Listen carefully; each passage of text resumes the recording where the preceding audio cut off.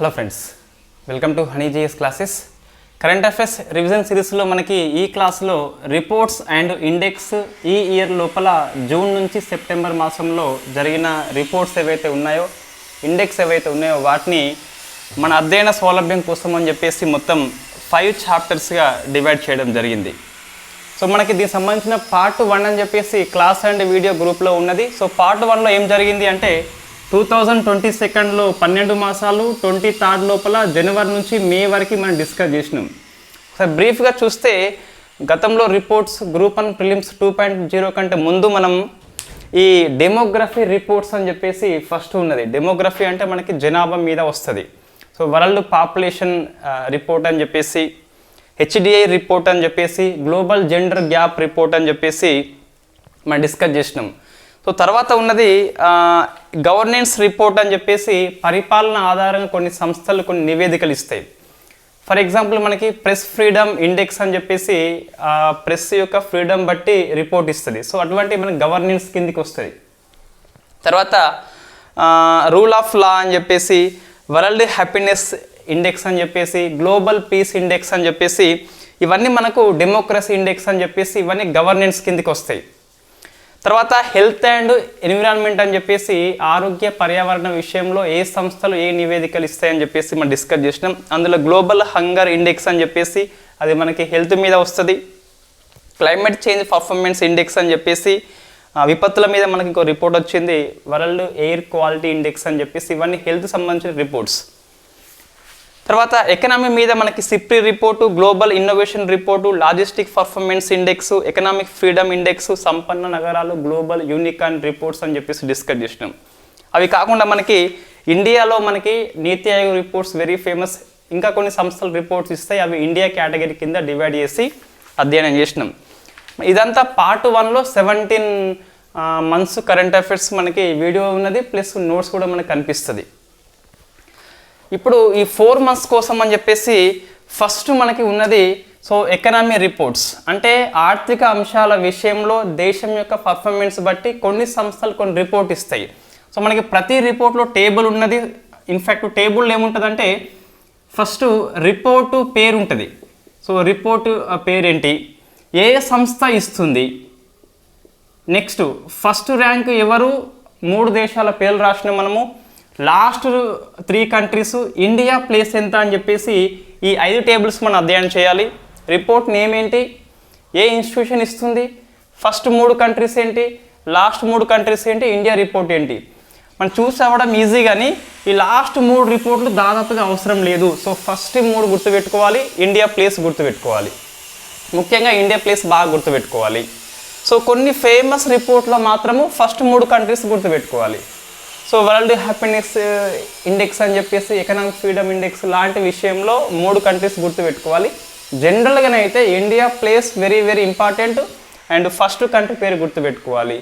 తర్వాత ఇక్కడ ఏ సంస్థ ఇస్తుందని చెప్పేసి కూడా మనం గుర్తుపెట్టుకోవాలి. వరల్డ్ ఎకనామిక్ అవుట్లుక్ అని చెప్పేసి ఏ సంస్థ రిపోర్ట్ ఇస్తుంది, అది వెరీ వెరీ ఫ్రీక్వెంట్లీ మనకి ఎగ్జామ్లో రిపీట్ అవుతుంది, IMF ఇస్తుంది. సో ఫస్ట్ మనకి ఎకనామీ ఇండెక్స్ అని చెప్పేసి ఉన్నది. సో 4 మాసాల్లో మొత్తం మీద మనకి 4 ఇండెక్స్లు వచ్చినాయి.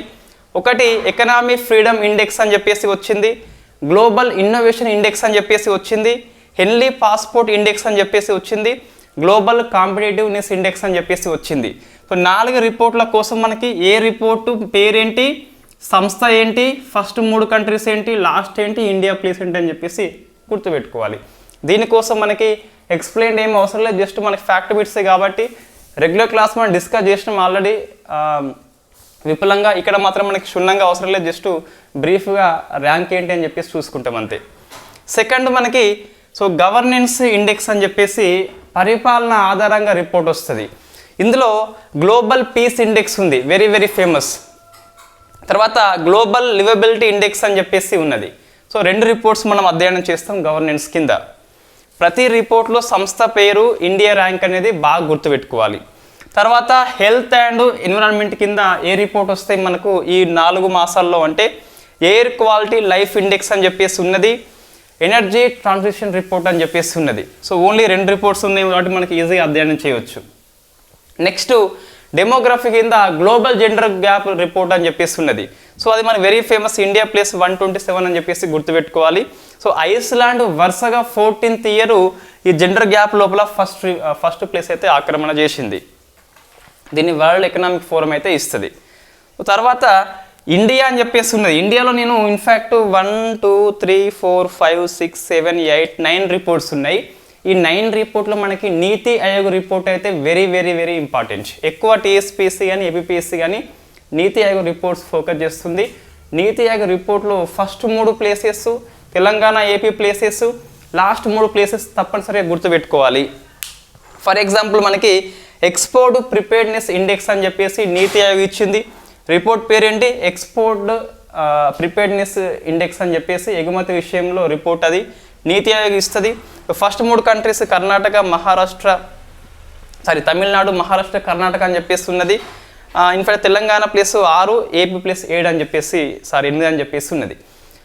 ఇక్కడ ఇండియా ప్లేస్ కాకుండా మనం ఇక్కడ తెలంగాణ ప్లేస్ అని చెప్పేసి ఏపీ ప్లేస్ అని చెప్పేసి గుర్తుపెట్టుకోవాలి. ఫస్ట్ 3 కంట్రీస్ పేరు గుర్తుపెట్టుకోవాలి. సో మన రిపోర్ట్ విషయంలో ఇండియాలో మొత్తం 9 రిపోర్ట్స్ ఉన్నాయి. 9 రిపోర్ట్స్ చూసుకోండి.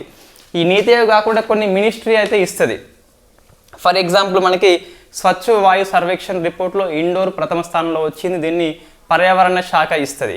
So central pollution control board అయితే ఇస్తుంది. సో అటువంటి మనకు కొన్నిసార్లు మినిస్ట్రీ కూడా అడుగుతున్నారు కాబట్టి ఆ బోర్డు పేరు, మినిస్ట్రీ పేరు మనం గుర్తుపెట్టుకోవాలి. రైట్, ఇది రిపోర్ట్ విషయంలో మనకి బ్రీఫ్గా. ఇన్ఫ్యాక్ట్ ఎందుకు ఈ రిపోర్ట్ నేమ్ రాస్తలేము అంటే ఆల్రెడీ నోట్స్లో మనకి 4 మాసాల వారీగా డిస్కస్ చేసినాం కదా, వాటిని అధ్యాయాల వారీగా సులభంగా అధ్యయనం చేసేందుకు ఈ నోట్స్ నేను గ్రూప్లో పోస్ట్ చేస్తా. అది ఒకసారి చూసుకోండి, రివిజన్కి బాగా పనికి వస్తుంది. టీఎస్పీఎస్సీ, ఏపీపీఎస్సీ అండ్ యూపీఎస్సీ కూడా పనికి వస్తుంది. సో ఏం ఎక్కువ ఫోకస్ చేయాలి? ముఖ్యంగా రిపోర్టు ఏ ఇన్స్టిట్యూషన్ ఇస్తుంది, ఇండియా ప్లేస్ ఎంత, నీతి ఆయోగ్ ఇస్తే గిట్ట ఫస్ట్ 3 స్టేట్స్ ఏంటి, తెలంగాణ ప్లేస్ ఏంటి, ఏపీ ప్లేస్ ఏంటి. తర్వాత కొన్ని very famous gender gap report లాంటి, మనకి వరల్డ్ హ్యాపీనిక్స్ లాంటి, ఎకనామిక్ ఫ్రీడమ్ లాంటి చూస్తే, వరల్డ్ పాపులేషన్ లాంటి చూస్తే ఫస్ట్ 3 కంట్రీస్ గుర్తుపెట్టుకోవాలి. ప్రతి రిపోర్ట్కి 3 కంట్రీస్ అవసరం లేదు. ఒక ఆస్పిరెంట్కి పాసిబుల్ కాదు, ఒక ఫ్యాకల్టీకి ఇన్ఫ్యాక్ట్ ఇక్కడ రాసుకొని చెప్పడం పెద్ద ఇబ్బంది కాదు. బట్ మనకి ఆస్పిరెంట్గా చూసుకున్నట్లయితే గ్రౌండ్ లెవెల్లో చూస్తే ప్రతి రిపోర్ట్కి 3 స్థానాలు మనిషికి గుర్తుండవు. గుర్తున్నప్పటికీ ఇవాళ చదివితే మనం రేపటికి దాదాపు మర్చిపోతాము. కాబట్టి కొన్ని సెలెక్టెడ్ రిపోర్ట్స్ మాత్రం మీరు 3 కంట్రీస్ గుర్తుపెట్టుకోండి. చాలా తక్కువ రిపోర్ట్స్ మాత్రం అటువంటివి మనకు కనిపిస్తాయి. నేను నోట్స్లో స్టార్ సింబల్ వేసినవి మాత్రం కంపల్సరీ 3 గుర్తుపెట్టుకోవాలి. Right, thank you very much.